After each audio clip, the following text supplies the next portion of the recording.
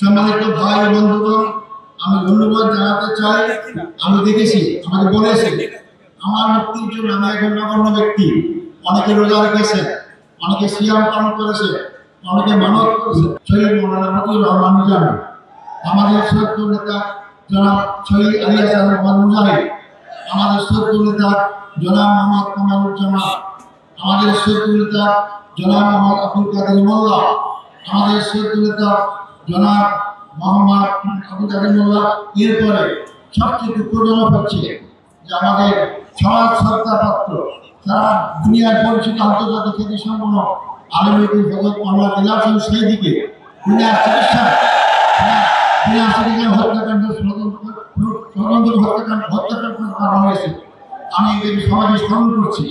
সাথে সাথে আমি স্মরণ করতে চাই আমাদের সত্য নেতা মুজাহিদ সাহেবকে, তাকে সর্বশেষ তার ছেলেকে গুম করা হয়ে দেখতে চেয়েছিলেন, তাকেও দেখতে দেওয়া হয় নাই, তাকে ফাঁসির কাছে ঝুলিয়ে তাকে হত্যা করা হয়েছে।